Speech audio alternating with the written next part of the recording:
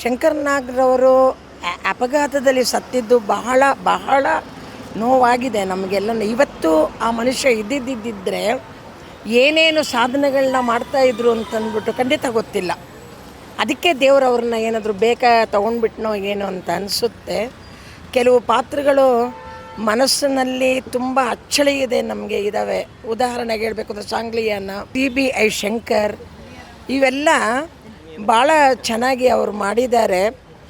ಪಾಪ ಅರುಂಧತಿ ನಾಗ್ರವರು ಹೇಗೆ ಅವ್ರನ್ನ ಕಳ್ಕೊಂಡು ಇಷ್ಟು ದಿವಸ ಅವರು ಕಾಲ ಹಾಕ್ತಾ ಇದ್ದಾರೆ ಅಂತಂದರೆ ನಿಜವಾಗೂ ಬಹಳ ಬೇಜಾರಾಗುತ್ತೆ. ಅವ್ರ ಮಗಳು ಕಾವ್ಯ, ಆ ಕಾವ್ಯ ಅವರು ಅಪಘಾತದಲ್ಲಿ ಬದುಕುಳಿದಿರೋದು ನಿಜವಾಗ್ಲೂ ತುಂಬ ಆಶ್ಚರ್ಯ. ಈಗ ಅರುಂಧತಿ ನಾಗ್ರವರು JP ನಗರದಲ್ಲಿ ಶಂಕರ್ ನಾಗ್ರವರ ಒಂದು ಕಲಾಮಂದಿರವನ್ನು ಕಟ್ಟಿದಂತೂ ತುಂಬ ತುಂಬ ತುಂಬ ಶ್ಲಾಘನೀಯವಾದಂಥ ವಿಷಯ. ಏಕೆಂದರೆ ರಂಗಭೂಮಿ ಕಲಾವಿದರಿಗೆ ಒಂದು ವೇದಿಕೆನ ಅವರು ಮಾಡಿಕೊಟ್ರು.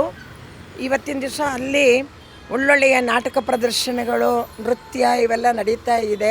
ನನಗೆ ಸಾಂಗ್ಲಿಯಾನ ತುಂಬ ಇಷ್ಟ ಆಯಿತು. ಆ ಒಂದು ದಕ್ಷ ಪೊಲೀಸ್ ಅಧಿಕಾರಿ ಒಂದು ಇದು ಅವ್ರು ಮಾಡಿರೋದು ಭವ್ಯ ಜೊತೆ ಮಾಡಿದ್ದಾರಲ್ಲ, ಅದು ನನಗೆ ತುಂಬ ಇಷ್ಟ ಆಗಿದೆ. ಮತ್ತೆ ಮತ್ತೆ ಟಿ ವಿನಲ್ಲಿ ಅದು ಮರುಪ್ರಸಾರ ಆದಾಗೆಲ್ಲ ನಾನು ನೋಡ್ತೀನಿ. ಆ ಸ್ಟೈಲು, ಅವರ ಹೊಡೆದಾಟದ ದೃಶ್ಯ, ಮೋಸ್ಟ್ಲಿ ಕರಾಟೆ ಕಿಂಗ್ ಅಂತ ಅವ್ರಿಗೆ ಇನ್ನೊಂದು ಹೆಸರು ಬಂದಿದೆ ಅನಿಸುತ್ತೆ. ಅವರ ಹೊಡೆದಾಟದ ದೃಶ್ಯ ಅದೆಲ್ಲ ನನಗೆ ಭಾರಿ ಇಷ್ಟ ಆಗಿದೆ. ಸಾಂಗ್ಲಿಯಾನದಲ್ಲಿ ಪೊಲೀಸ್ ಪಾತ್ರಕ್ಕೆ ಒಳ್ಳೆ ನ್ಯಾಯ ಸಲ್ಲಿಸಿದ್ದಾರೆ ಅವರು. ನೋಡ್ತಾ ಇದ್ದರೆ ಪೊಲೀಸ್ ಡಿಪಾರ್ಟ್ಮೆಂಟ್ಗೆ ಪೊಲೀಸ್ನವ್ರು ಹೇಗಿರಬೇಕು, ಯಾವ ರೀತಿ ಅವರು ಕರ್ತವ್ಯನ ಮಾಡಬೇಕು ಅನ್ನೋದನ್ನು ಅವರು ಒಳ್ಳೆಯ ಪಾತ್ರಕ್ಕೆ ನ್ಯಾಯ ಸಲ್ಲಿಸಿದ್ದಾರೆ.